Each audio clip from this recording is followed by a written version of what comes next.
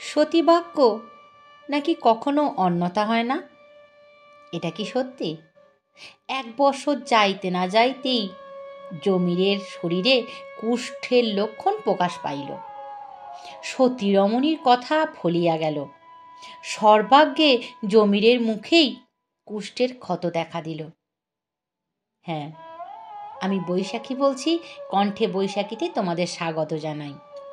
আজকে আমি তোমাদের শোনাব জলধর সেনের লেখা নসিবের খেলা এই গল্পটি। ওরে আলম মেয়ে, ভাত ভাত যে করিস, ভাত আসে কেমন করে? তার কোনো খবর রাখিস? মায়ের মুখে এই রূঢ় কথা শুনিয়া পুত্র আলিমুদ্দি ছলো ছলো নয়নে মায়ের মুখের দিকে চাহিল। তাহার পর অতি কাতর স্বরে বলিল, হারু পরমাণিক কাল যেতে বলেছে মা, কাল থেকে তাদের কাজ করব। মাতা বলিলেন, আবার তাদের একটা গরু হারিয়ে যাক, তাই নিয়ে শেষে হাঙ্গামা হজ্জুত হোক। আলী বলিল, মা, মণ্ডলদের ছাগল তো আর আমার দোষে হারায়নি। আমি কত বললাম যে আমি 13টা ছাগল এনে খোঁয়ারে বন্ধ করে রেখেছি। রাত্রি কে যে একটা নিয়ে গেল। ওরা বলে আমি মাঠে হারিয়ে এসেছি। মণ্ডলদের বউ আবার বললে যে আমি চুপি চুপি ছাগলটা বেচে ফেলেছি। তাতেই তো ওদের বাড়ির রাখাল আমাকে ছাড়িয়ে দিল। মাতা বলিলেন, এখানেও যদি এমনি হয় তখন কি হবে? আলী বলিল, মা, তাহলে বুঝবো আল্লাহ আমার নসিবে এই সবে লিখেছেন। মাতা তখন একটু কোমল স্বরে বলিলেন, আমি কি আর ইচ্ছা করে তোকে বকি? কার ভাত খাচ্ছিস তা তো জানিস। আলী বলিল, সেই জন্যই তো মা, তোমার আবার নিকে করার কি দরকার ছিল? নিকে পুষতে বারণ করেছিলাম, তুমি তো সে কথা শুনলে না। তুমি একই কথা ধরলে, তোর একটা হিললে হবে কেমন? আমি তখন বলিনি? মাতা কোনো উত্তর করিলেন না। একটি মর্মভেদী দীর্ঘ নিঃশ্বাস ফেলিয়া বলিলেন, হা আল্লাহ। আলিমুদ্দি সাধু শেখের ছেলে। সাধু জমিবাড়ির সর্দার ছিল। সাধুর মতো পাকা খেলোয়াড় তখন কানলা অঞ্চলে আর একটিও ছিল না। একখানি লাঠি লইয়া দাঁড়াইলে সাধু সর্দার 50 জন লাঠিয়ারের মহড়া লইতে পারিত। একবার তাহার মনিব জমিদারের সহিত আর একটা জমিদারের একটি হাট লইয়া বিবাদ উপস্থিত হইল। সেই বিবাদ উপলক্ষে একটা প্রকাণ্ড দাঙ্গা হয়। সাধু সর্দার সেই দাঙ্গায় একাকী 17 জন লোককে গুরুতর জখম করিয়া পালায়ন করে এবং 2 ঘণ্টার মধ্যে 7 ক্রোশ পথ অতিক্রম করিয়া সাঁতার দিয়া গঙ্গা পার হইয়া কালনা থালায় দারোগা সাহেবকে সেলাম করিয়া বাড়ি যায়। তারপর যখন সাধু সর্দারকে আসামি করা হইল, তখন স্বয়ং দারোগা সাহেব সাক্ষ্য দিলেন যে ঘটনার সময় সাধু সর্দার কালনা থানায় উপস্থিত ছিল। সাধু বেকসুর অব্যাহতি লাভ করিল। এমন দাঙ্গা হাঙ্গামা, খুন জখম সাধু সর্দার অনেকবার করিয়াছিল, কিন্তু সে কখনো বিপদে পড়ে নাই। সাধু অনেক দিন বিবাহ করে নাই। কেহ তাহার বিবাহের কথা তুলিলে সে তাহার লাঠিখানি দেখাইয়া বলিত, এরই সাথে আমার শাদী হইয়াছে।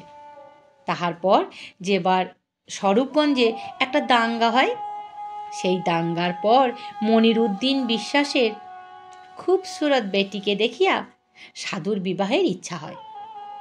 সাধু সর্দারের মতো জামাই পাওয়া খুব জোর কপালের কাজ। মনিরুদ্দিন সাধুর হাতে কন্যার ভার সমর্পণ করিয়া ইহলোকের কাজ শেষ করিল। মেয়ের বিবাহের জন্যই বোধ হয় তাহারা স্বামী স্ত্রীতে এতদিন বাঁচিয়াছিল। বিবাহের 1 মাস পরেই মনিরুদ্দিন ও তাহার স্ত্রী বোধহয় পরামর্শ করিয়া একদিনই 10 ঘণ্টা আগে পাছে এই দুনিয়ার কাজ ইস্তফা দিয়া চলিয়া গেল। এত বড় জোয়ান, এমন পাকা সর্দার, কিন্তু এই 1 মাসের মধ্যেই নবপরিণীতা যুবতী পত্নীর উপর তাহার একটা নেশা জন্মিয়াছিল। সাধুর আপনার বলিতে কেহ ছিল না।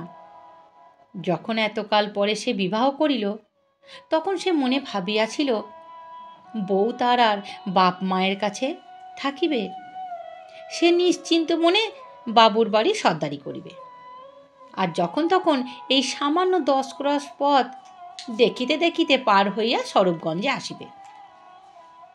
কিন্তু মানুষ ভাবে এক আর হয় তার উল্টোটা। সাধু এ সংসারে লাঠিখানা ছাড়া আর কিচ্ছু ছিল না। বেশ দাঙ্গা হাঙ্গামা করিয়া মনের ফুর্তিতে তাহার দিন কাটিয়া যাইতেছিল। শেষে 40 বছর বয়সের সময় বিবাহের খেয়াল তাহার মাথায় চাপিল। বিবাহ করিবার 1 মাস পরেই একটি সুন্দরী যুবতী পত্নীর সম্পূর্ণ ভার তাহার মাথায় পড়িল। সর্দার তখন মহা গলে পড়িল। তাহার মনিব বলিলেন, সাধুগঞ্জের বাড়িঘর জমি জমা বেচিয়া সুন্দরী যুবতী পত্নীর সম্পূর্ণ ভার তাহার মাথায় পড়ায় সর্দার তো মহা গলে পড়িয়া গেল। তাহার মনিব বলিলেন, সাধু, স্বরূপগঞ্জের বাড়িঘর জমি জামা বেচিয়া এখানে বাড়ি করো, আমরা জমি দিচ্ছি, ঘর তুলবার খরচ দিচ্ছি। সাধু তাহার স্ত্রীকে পরামর্শ জিজ্ঞাসা করিয়া সাধুপত্নী এ সাধু প্রস্তাবে সম্মত হইল না। সে বলিল, ও ব্যবসা ছেড়ে দাও, দাঙ্গা ফ্যাসাদ করে গড়াদে যাবে, তখন আমার কি হবে? তার চাইতে এখানে চলে এসো, বাবা যে জমি জমা রেখে গেছেন তাই চাষাবাদ করো, তাতেই বেশ দিন গুজরান হবে। ওসব লাঠালাঠির আর দরকার নেই। অন্য সময় হইলে অন্যের মুখে শুনিলে সাধু এই প্রস্তাবে কর্ণপাত করিত না, কিন্তু এই 1 মাসেই সাধু সর্দারের লাঠির বহর 1 হাত কমিয়া গিয়াছিল। যে সাধুর কোনো পরোয়া ছিল না, সেই সাধুই এই 1 মাসের মধ্যেই আর একরকম হইয়া গিয়াছিল। স্ত্রীর কথা শুনিয়া সাধু অনেকক্ষণ 2 হাঁটুর মধ্যে মাথা গুঁজিয়া ভাবিল। তাহার পর বলিল, যা হোক সেই ভালো, আর ওসব ভালো লাগে না। সে তাহার পর জমিদারের কর্ম ত্যাগ করিল। জমিদার মহাশয় কত অনুরোধ করিলেন, কিন্তু সে তাহার পরিবারের পরামর্শ অগ্রাহ্য করিতে পারিল না। জমিদার বাবুকে সেলাম করিয়া বলিল, কর্তামশাই, বড় একটা কিছু বাঁধলে খবর দেবেন, সাধুর লহমার মধ্যে 10 ক্রোশ পথ উড়ে আসবে। সাধু সর্দার তখন পাকা বাঁশের লাঠি 3খানি ঘরের কোণে ফেলিয়া দিল। শ্বশুরের লাঙল গরু লইয়া চাষের কাজে মন দিল। গ্রামের কেহ কখনো সাধুকে লাঠি খেলিতে বলিলে সাধু বলিত, সেসব গঙ্গার পাড়ে রেখে এসেছি, ও কাজ আর করব না। 1 বৎসর পরেই সাধুর একটি পুত্র সন্তান হইল। সাধু তাহার নাম রাখিল আলিমর্দি। আলিমর্দি শেখ। সর্দার উপাধি সে মুছিয়া ফেলিল। 10 বৎসর সুখে কাটিয়া গেল। সাধুর আর সন্তান হইল না। সাধু স্ত্রী তাহাকে বলিয়াছিল, আলীকে চাষের কাজে নিযুক্ত না করিয়া হয় লাঠি খেলার শিক্ষা দেওয়া হোক, অথবা তাহাকে পাঠশালায় দেওয়া হোক। সাধু এই 2 প্রস্তাবই অসম্মত হইয়াছিল। সে বলিয়াছিল, দেখ বউ, লাঠি খেলা আর ওকে শিখাবো না। যেদিন কাল পড়েছে তাতে এত কসরত আর শিখে কাজ নেই। দিনকাল দেখছিস না কেমন পড়েছে। দাঙ্গা ফ্যাসাদ এখন আর শিখে কাজ নেই। দাঙ্গা ফ্যাসাদ এখন আর চলবে না। কোম্পানির কাছে গেলেই যখন সকল গোলের রফা হয়, তখন ওসব আর দরকার হবে না রে। তবে লেখাপড়া তা দেখ, আমাদের চাষার ছেলে লেখাপড়া শিখবে, বাবু ভেয়ের মতো হয়ে যাবে। বাপ বড় চাষের আর দিকে বড় ঝোঁক দেবে না, নজর দেবে না।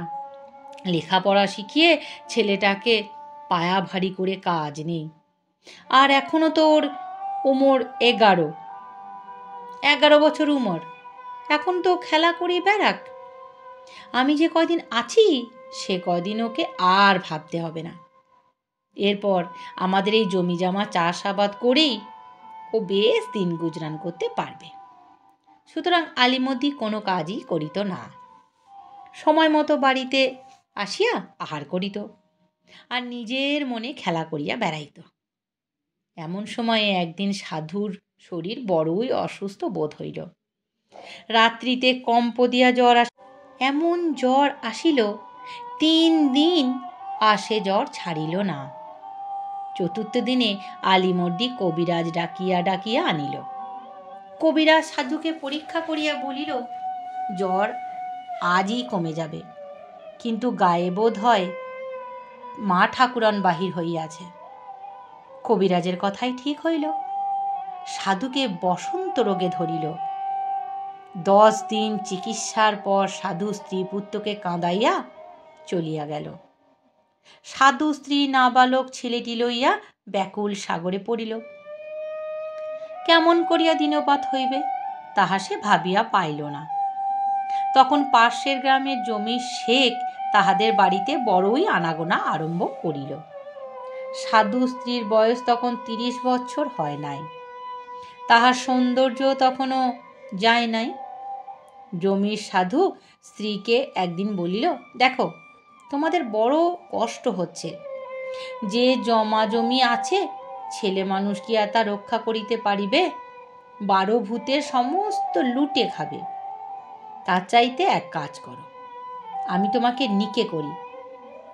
আমাকে যে 2-4 বিঘা জমি আছে তাতে তোমাদের জমি মিলিয়ে দিলে, চাষাবাদ করলে তোমাদেরও চলে যাবে, আমাদেরও চলে যাবে। তাই হবে, বুঝলে, কোনো কষ্ট হবে না, ছেলেটাও তো মানুষ হবে। জমিরের এ প্রস্তাব সাধু স্ত্রীর ভালো বোধ হইল না। সে বলিল, না, আর আমি নিকে করব না।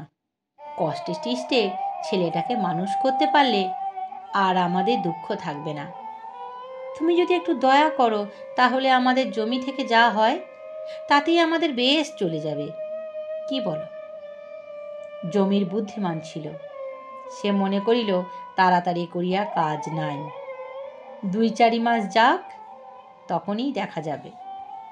জমি যাহা ভাবিয়াছিল তাহাই হইল। তাহার প্রলোভনে সাধু স্ত্রী সংকল্প ঠিক করিল না। একদিন সে জমিরকে নিকে করিতে সম্মত হইল। 11 বৎসরের ছেলে আলিমর্দি যখন শুনিল যে তাহার মায়ের সহিত জমিরের নিকা হইবে, তখন সে মাতাকে অনেক নিষেধ করিয়াছিল।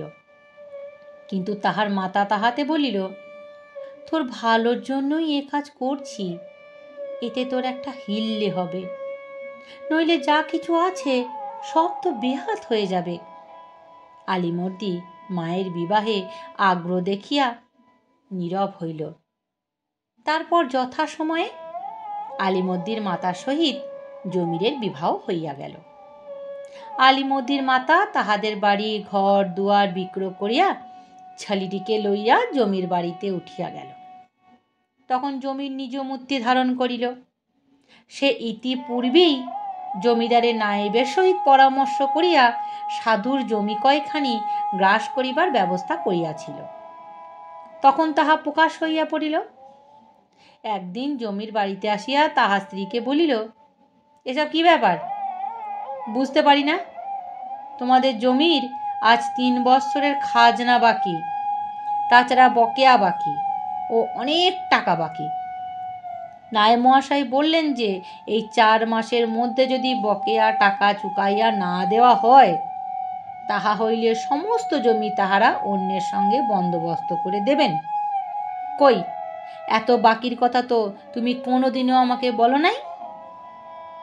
তাহার স্ত্রী বলিল, সে কি কথা, আমি তো কিছুই জানি না, খাজনা যে এতদিনের বাকি আছে কি করে জানব? জমির বলিল, সাধু সর্দারকে সকলেই ভালোবাসিত, নায়েব মহাশয়ের সঙ্গেও তার খুব দহরম মহরম ছিল, তাই তার সম্পর্কে তাগাদা করে নাই। সাধুও সে কথা ভাবে নাই। এখন মহা বিপদ, আমি এত টাকা কোথায় পাবো? এখন কি করা যায় তাই বলো। তাহার স্ত্রী বলিল, আমি মেয়ে মানুষ, আমি কি বলিব, যাতে ভালো হয় তাহাই করো। জমিটুকু গেলে ছোনাটার কি হবে? জমির বলিল, আমার হাতে তো আর 9-10-50 নেই, তাই দিয়ে তোমার জমি বাঁচাই? আর সাধুও 2 পয়সা রেখে যায়নি। এমন জানলে আমি এসব গোলের মধ্যেই যেতাম না। পরের বালাই ঘাড়ে করে এখন আমি বাড়ি আর কাছারি করি। এই কথায় আর উত্তর নাই। আলিমদ্দির মাথায় হাত দিয়া ভাবিতে লাগিল। তাহার কোনো কথাই বুঝিতে বাকি রহিল না। কিন্তু সে স্ত্রীলোক, এ বিপদে যে কি করিতে হইবে, কাহার আশ্রয় লইতে হইবে, তাহা সে ভাবিয়া পাইল না। এদিকে জমিদারের নায়েবের সহিত যোগ দিয়া সাধুর সমস্ত জমি নিজের নামে বন্দোবস্ত করিয়া লইল। আলিমদ্দির মাতা যখন একথা শুনিল, তখন সে একটি দীর্ঘ নিঃশ্বাস ত্যাগ করিয়া নীরব হইল। জমিরের ব্যবহার ক্রমেই কঠোর হইতে লাগিল। আলিমদ্দির উপর তাহার রাগ বড় বেশি, কিন্তু এ রাগের কারণ কি তাহা কেহই খুঁজিয়া পাইল না। বেগতিক দেখিয়া আলীর মাতা পুত্রকে মণ্ডলদের বাড়ির রাখালিতে নিযুক্ত করিয়া দিল। কিন্তু সে সেখানে অনেক দিন থাকিতে পারিল না। একটি ছাগল হারাইয়া যাওয়ায় মণ্ডলেরা আলীকে বিদায় করিয়া দিল। এই গল্পের আরম্ভই মাতা ও পুত্রের যে দিনের কথোপকথন বর্ণিত হইয়াছে, সেই দিন প্রাতঃকালে জমিরের মেজাজটা কি জানি কেন বড় খারাপ হইয়াছিল। প্রথমে সে এটা ওটা বলিয়া স্ত্রীর উপর যথেষ্ট বাক্যবাণ বর্ষণ করিল। কিন্তু জমিরের স্ত্রী বড়ই ভালো মানুষ, সে একটি কথারও উত্তর দিল না। কথার উত্তর না পাইলে কোনোদিনই ঝগড়া বা কথা জমে না। এক্ষেত্রেও তাই হইল। জমিরের সকল দুর্বাক্য ব্যর্থ হইয়া গেল। তাহার স্ত্রী কোনো কথারই প্রতিবাদ করিল না। জমির তখন স্ত্রীকে ছাড়িয়া তাহার পুত্রের ওপর গালিবর্ষণ আরম্ভ করিয়া দিল। বলিল, দেখো দেখি, এত বড় ছেলেটা কাজকর্ম কিছুই করছে না, শুধু বসে বসে গিলছে। কেন, আমি কি ওর 7 পুরুষের দেনাদার? ও আমাকে যে আমি ওকে এমন করে খেতে দেবো, ও আমার কে যে আমি ওকে এরকম করে বসে বসে খাওয়াবো? কথা কথা কও না যে দেখি। রমণী সমস্তই সহ্য করিতে পারে, সকল নির্যাতন, সকল অপমান সে মাথা পাতিয়া লইতে পারে। শুধু পারে না 2টি কথা, একটি তাহার সতীত্বের উপর সন্দেহ, আর একটি পারে না তাহার পেটের সন্তানের উপর অবিচার। জমিরের স্ত্রীর উপর দিয়া এত কথা হইয়া গেল, তাহাতে সে বং নিষ্পত্তি করিল না। কিন্তু যখন তাহার একমাত্র পুত্রের ওপর জমির অবিচার করিল, তখন তাহার মাতৃত্বের গর্ব মাথা নিচু করিয়া থাকিতে পারিল না। সে তবুও ধীরভাবে বলিল, ও তোমার কেউ নয়, কিন্তু ও আমার পেটের ছেলে। অভাগী আর কিছু বলিতে পারিল না। তাহার চক্ষু অশ্রুপূর্ণ হইল। জমির আর কিছু না বলিয়া বাড়ির বাহির হইয়া গেল। তাহার কিছুক্ষণ পরেই আলিমুদ্দিন বাড়ি আসিয়া মায়ের নিকট ভাত চাইলে তাহার মা অভিমান ভরে যে কথা বলিয়াছিল, তাহা আমরা পূর্বেই বলিয়াছি। হারু পরামানিকের বাড়ি আলিমদ্দি রাখালি কর্ম হইল না। তাহার কারণও কিন্তু জমির হারু পরামানিককে বলিয়াছিল, দেখো পরামানিকের পো, আলীকে নিচ্ছ নেও। কিন্তু শেষে একটা চুড়ি চামারি হলে আমাকে কিছু বলতে পারবে না, সে কথা কিন্তু আগেই বলে রাখছি। এমন প্রশংসাপাদের পর কাহাকেও কি কেউ কর্ম দেয়? আলিমদ্দি পরদিন যখন পরামানিকের বাড়ি গেল, তখন হারু পরামানিক জমিরের কথা বলিয়া তাহাকে ফিরাইয়া দিল। আলিমদ্দি বিষণ্ণ মুখে বাড়ি আসিয়া মাকে সমস্ত কথা বলিল। মাতা তখন পুত্রকে সাহস দিয়া বলিল, ভয় কি? এক দুয়ার বন্ধ তো 10 দুয়ার খোলা। আল্লাহ দানা পিনা ঠিক করে মানুষ পয়দা করেছেন, তুই ভাবিস নে, যা হয় একটা হবেই। মায়ের এই আশ্বাসবাণী শুনিয়া আলিমদ্দি মনে একটু বল পাইল। বালক তখন সাহাস্য বদনে চলিয়া গেল। সেই দিন সন্ধ্যার সময় জমির বাড়ি আসিয়া যথারীতি আহারাদি শেষ করিয়া ঘরের বারান্দায় একখানি চট পাতিয়া বসিল এবং এক ছিলিম তামাক সাজিয়া দিবার জন্য আলিমুদ্দিনকে ডাকিল। আলিমদ্দি তখন বাড়িতে ছিল না। জমির স্ত্রী রান্নাঘর হইতে বাহির হইয়া আসিল এবং বলিল, আলী তো বাড়িতে নেই, তোমার কি চাই? জমির বলিল, বাড়িতে নেই, কোথায় গেল? তাহার স্ত্রী বলিল, ও পাড়ায় পীরের গান হবে, সে সাই শুনতে গেছে। জমির তখন রাগিয়া বলিল, নবাবজান গান শুনতে গেছেন? ঘরের কাজকর্ম করলেও তো বুঝি একটা উপকার হয়। তাহার স্ত্রী ধীরভাবে বলিল, ছেলে মানুষ গান শুনতে চাইছে, আমি তাকে যেতে বলেছি। তোমার তামাক আমি সেজে দিব কি? জমির কোনো উত্তর করিল না। তাহার স্ত্রী তখন কলিকাটা লইয়া রান্নাঘরে গিয়ে তামাক সাজিয়া কলিকায় আগুন দিয়া জমিরের নিকট আসিয়া বলিল, এই তামাক নেও। জমির তাহার স্ত্রী হাত হইতে কলিকাটা টানিয়া লইয়া উঠানে ফেলিয়া দিল। তাহার স্ত্রী অবাক হইয়া দাঁড়িয়া রহিল। এর আগের কারণ সে কিছুই বুঝিতে পারিল না। স্ত্রীকে দাঁড়াইয়া থাকিতে দেখিয়া জমির বলিল, এমন করে দাঁড়াইয়া রইলে যে? তাহার স্ত্রী বলিল, তোমার এত রাগ কেন হয়? তাই দাঁড়িয়া দাঁড়িয়া ভাবছি। জমির বলিল, সে ভাবনায় যদি তোমার থাকবে তাহলে তো হতোই। এই সারা দিন খেটেকুটে ঘরে এলাম, কোথায় একটু সুয়াস্তি করব, তা নয় এই সব। তাহার স্ত্রী বলিল, এই সব কি? তা তো বুঝলাম না। জমির তখন আরও রাগিয়া উঠিল, বলিল, কি মুখের ওপর জবাব? এত বড় গোস্তাকি! জমির স্ত্রী আর কথা বলিল না, চুপ করিয়া সেই স্থানে বসিয়া পড়িল। কথা বলিলেও গোস্তাকি, চুপ করিয়া থাকিলেও গোস্তাকি। এইরকম বদমেজাজি লোকের সঙ্গে কে পারিয়া ওঠে? জমির বলিল, চুপ করে রইলে যে? তাহার স্ত্রী কোনো উত্তর করিল না। তখন জমির বলিল, হারু পরামানিক তো তোমার ছেলেকে রাখবে না। এমন চোরের বেটা চোরকে কে ভাত কাপড় দিয়ে পুষবে? পুত্রের ওপর এ অবিচার মায়ের প্রাণে বড়ই বাজিল।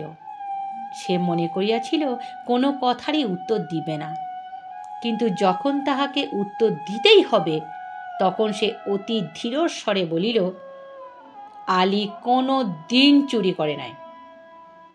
জমির গর্জিয়া উঠে বলিল, চুরি করে নাই? সাধুর বেটা সাধু, বেজন্মা ছেলে, আবার কত ভালো হবে। ক্রুদ্ধা সিংহী গর্জিয়া উঠিল। জমির স্ত্রী বসিয়াছিল, উঠিয়া দাঁড়াইল, ঘাড় বাঁকাইয়া তিরস্বরে বলিল, কি বলিলে? খবরদার এমন কথার মুখে এনো না, সাবধান করে দিচ্ছি। কে বলল তোমাকে? আল্লাহর নাম নিয়ে নিখে করেছি, নইলে আর অন্য কেউ হলে এতক্ষণ এই বাঁ পায়ে লাথি দিয়ে তার মুখ ভেঙে দিতাম। জমির স্ত্রী আর সেখানে দাঁড়াইল না, দ্রুত গতিতে বাড়ির বাইরে চলিয়া গেল। জমির হাঁ করিয়া বসিয়া রহিল। তাহার সেই মূর্তি দেখিয়া সেই সতীত্বের গর্ব, নারীত্বের অপূর্ব বিকাশ দেখিয়া সে একেবারে এতটুকু হইয়া গিয়াছিল। তাহার কথা বলিবার শক্তি অপহৃত হইয়াছিল। বাহিরে তখন ঘোর অন্ধকার, আকাশে ২-১০টি তারা ফুটিয়া রহিয়াছে, সমস্ত গ্রামটা যেন ঝমঝম করিতেছে।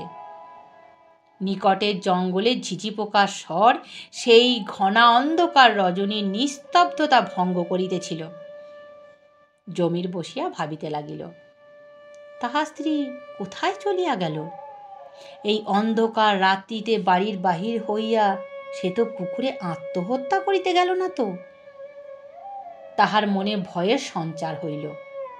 সে উঠিবার চেষ্টা করিল, কিন্তু কি ভাবিয়া আবার বসিয়া পড়িল। একটু করেই জমির স্ত্রী বাড়ি ফিরিয়া আসিল। জমি তখন ধীরভাবে জিজ্ঞাসা করিল, এই আঁধার রাত্রিতে কোথায় গিয়েছিলে? তাহার স্ত্রী সে কথার উত্তর দিল না। জমির মনে করিল তাহার স্ত্রী বোধহয় প্রশ্নটা শুনতেই পায় নাই। তাই সে পুনরায় বলিল, এমন আঁধার রাত্রিতে কোথায় গিয়েছিলে? তাহার স্ত্রী উত্তর করিল না। এবার বলিল, কোথাও যাইনি, কোথায় যাব? তাই বাবিরে গিয়ে গাছতলায় বসে ভাবছিলাম। জমির একটু সাহস পাইল। সে বলিল, তবে এখন রাগ যায়নি? তাহার স্ত্রী রুদ্ধ স্বরে বলিল, তুমি আজ যে কথা বলেছ তাতে যে রাগ করবে না তাকে আমি মেয়ে মানুষই বলে মনে করি না। শোনো, তখন রাগ বেশি হয়েছিল, তাই কি বলতে কি বলবো মনে করে তোমার সম্মুখ থেকে চলে গিয়েছিলাম। এখন আমার কথা শোনো, তুমি আমাকে যে কথা বলেছ তারপর আর তোমার ঘরে থাকা আমার চলে না। আমি ছেলেটার হাত ধরে যেদিকে হয় চলে যাব। যে আল্লাহ আমাদের পায়দা করেছেন তিনি আমাদের দুইজনকে দুমুঠো খেতে দিতেও পারবেন। তোমার দেনা পাওনা পানি আর আমরা খাবো না। কিন্তু যাবার আগে তোমাকে একটা কথা মনে করিয়ে দিই, কাঁচা ছেলে যা কিছু ছিল তা এমন করে ঠকিয়ে নিয়ে তুমি ভোগ করতে পারবে না। আল্লাহ আছেন, তুমি কিছুতেই পারবে না। আমি যদি সতী নারীর মেয়ে হই, আমি যদি সর্দারের বউ হই, তাহলে তোমায় বলে দিয়ে যাচ্ছি, ছেলে মানুষকে ঠকিয়ে নেওয়া বিষয় তোমার থাকবে না, থাকবে না, থাকবে না। আরও শোনো, যে মুখে তুমি আমার ছেলেকে বেজন্মা বলেছ সেই মুখেই যে কি হয় তা 10 জনে দেখবে। আমি আর সে কথা মুখে আনব না। স্ত্রীর মুখে এমন কথা শুনিয়া জমির ক্রোধে ফুলিয়া উঠিল। তাহার আর তখন কাণ্ডজ্ঞান থাকিল না। সে বাঘের মতো লম্ফ দিয়া তাহার স্ত্রীর উপরে পড়িল এবং তবে রে হারামজাদি, যত বড় মুখ নয় তত বড় কথা বলিয়া সে অসহায়া রমণীকে এক পদাঘাত করিল। তাহার স্ত্রী তখন হা আল্লাহ বলিয়া মাটিতে পড়িয়া গেল। এবার আর সে কোনো কথা বলিল না। জমির আগে অধীর হইয়া বলিল, এখনই আমার বাড়ি থেকে দূর হ, নইলে তোর ভালো হবে না, তোকে কেটে ফেলব। আর বলিতে হইবে না, তোমার বাড়িতে আর এক লম্হাও থাকিব না। এর ফল তোমাকে ভুগতে হবে। এই বলিয়া জমির স্ত্রী জন্মের মতো সেই বাড়ি হইতে চলিয়া গেল। পরদিন প্রাতঃকালে আলিমর্দি আর তাহার মাতাকে কেহ আর সে গ্রামে দেখিতে পাইল না। তাহার পর আর কি? সতীবাক্য কি কখনো অন্যথা হয়? 1 বৎসর যাইতে না যাইতেই জমিরের শরীরে কুষ্ঠের লক্ষণ প্রকাশ পাইল। সতী রমণীর কথা ভুলিয়া গেল। সর্বাগ্যে জমিরের মুখেই কুষ্ঠ ক্ষত দেখা দিল। তাহার পর যাহা হইল তাহার শুনিয়া কাজ নাই। আমার গল্প যদি তোমাদের ভালো লেগে থাকে তাহলে দয়া করে আমার চ্যানেলটিকে সাবস্ক্রাইব করে দিও আর যদি মনে হয় তোমাদের নিকট আত্মীয়র সঙ্গে আমার এই গল্প তোমরা শেয়ার করবে, তাহলে তাদের শেয়ার করতে পারো। তাদের যদি ভালো লাগে তারা নিশ্চয়ই আমার চ্যানেলটিকে সাবস্ক্রাইব করবে, এবং তারা কোথা থেকে আমার গল্প শুনছে, তাদের গল্প কেমন লাগলো, তারা নিশ্চয়ই আমাকে কমেন্ট করে জানাবে। তোমরা আমার বন্ধু, তোমরা আমার পরিবার, তোমরা আমাকে এগিয়ে যেতে সাহায্য করো। আমার গল্প যদি ভালো লেগে থাকে তোমাদের, তাহলে তোমরা কমেন্ট করে জানাও তোমাদের গল্প কেমন লাগলো। আর যদি আমার কোথাও ভুল হয়ে থাকে, তাহলে তোমরা আমাকে বলে দিও তোমার এই জায়গায় ভুল হয়েছে, এই জায়গায় তোমায় শুধরে নেওয়া উচিত ছিল। আমি শুধরে নেব। ভালো থেকো, সুস্থ থেকো, নমস্কার।